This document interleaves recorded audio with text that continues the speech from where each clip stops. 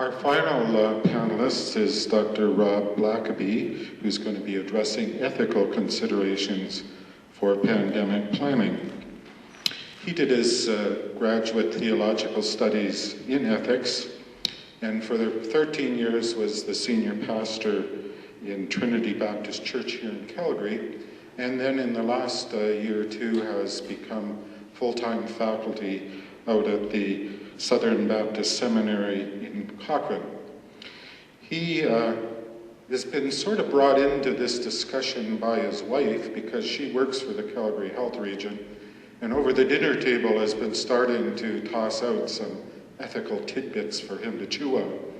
So, Dr. Rob, we're looking forward to you helping us struggle with some of those allocation of scarce resource issues and personal health and safety issues as the volunteers expose themselves to risk.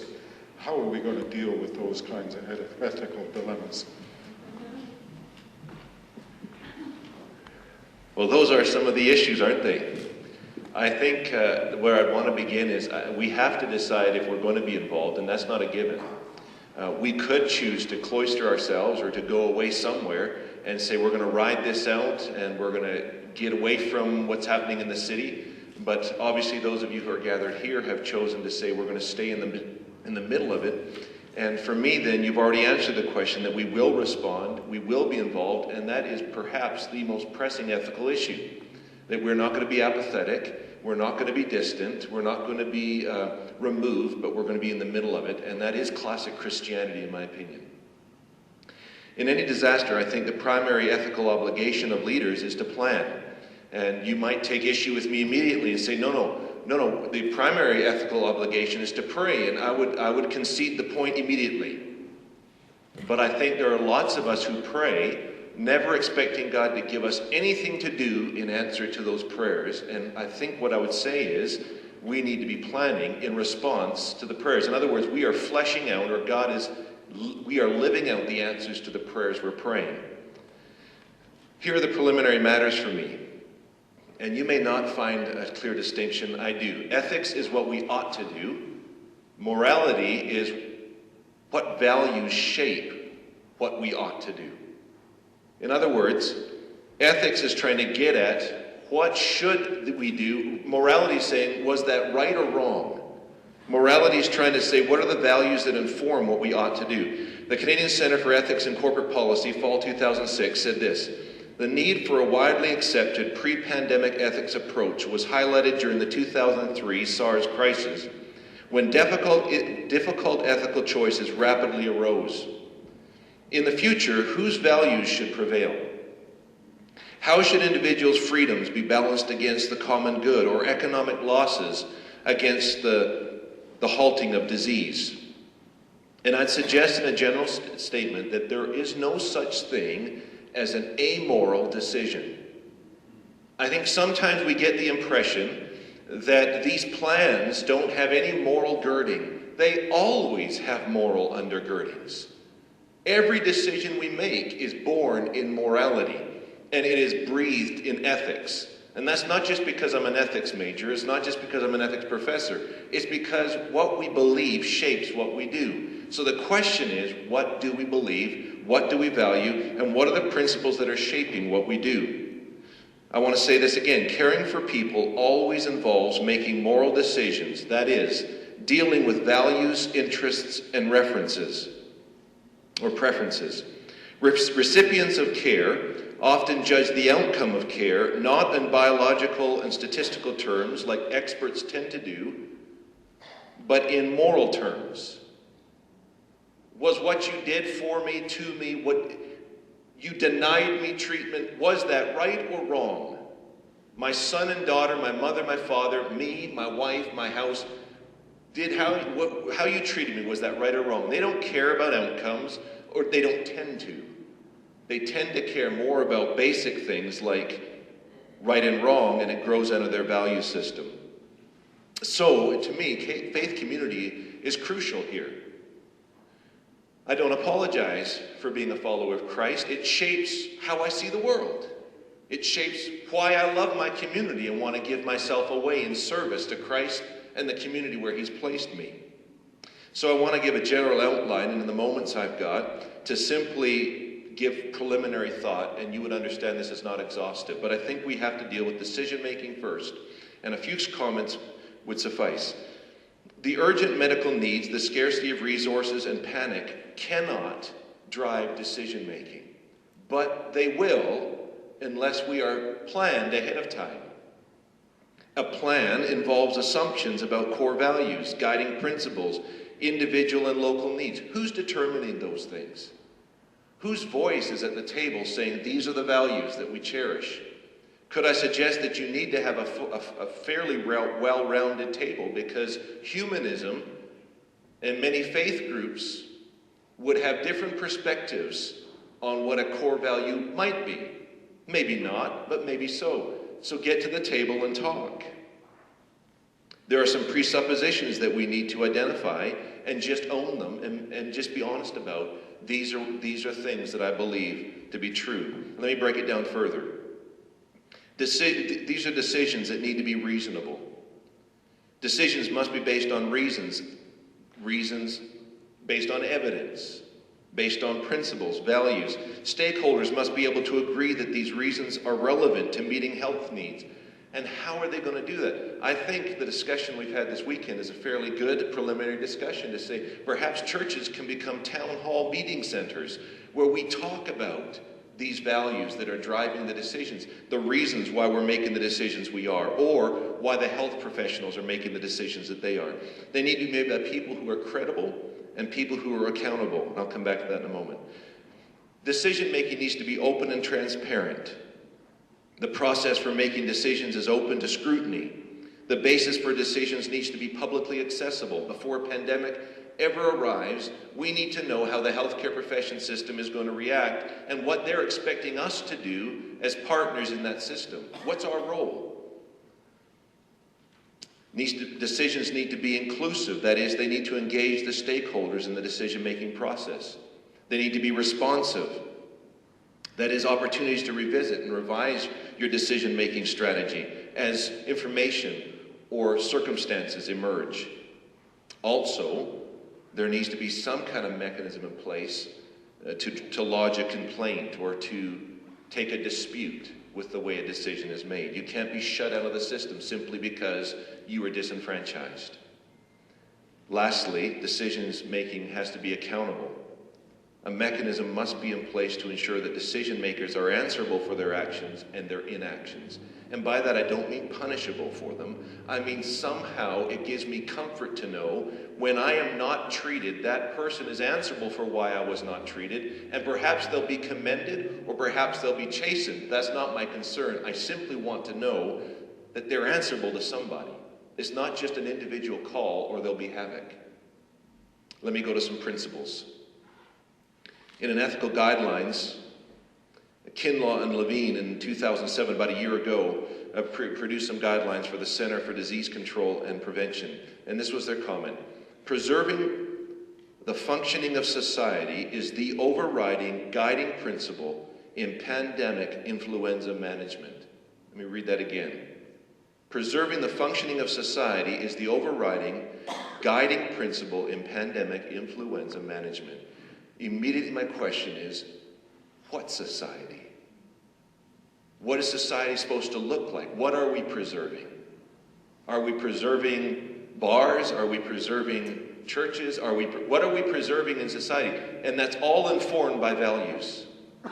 And in many of our cases, it's informed by faith principles as well.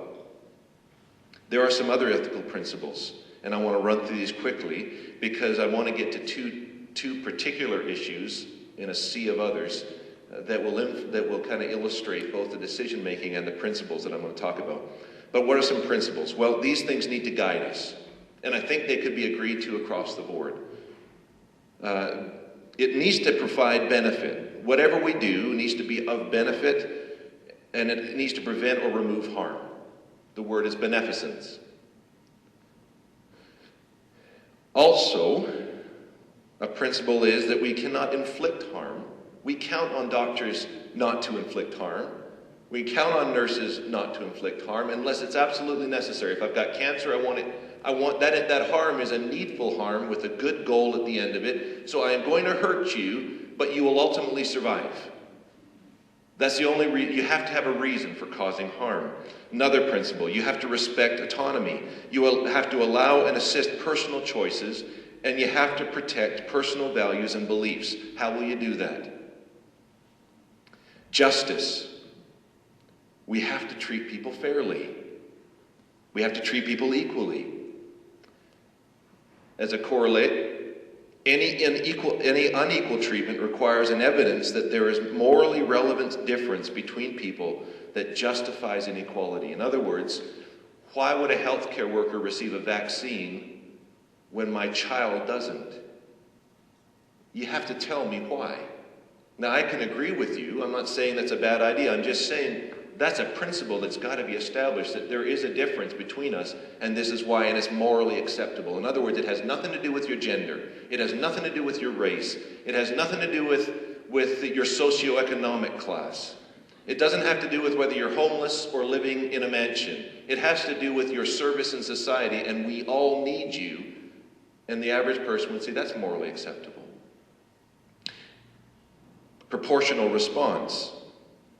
In other words, your action has to be proportionate to the protection and relief needs of the people at risk.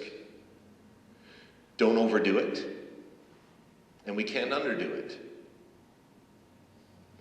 Let me run down a few others and not comment on them. Least possible interference,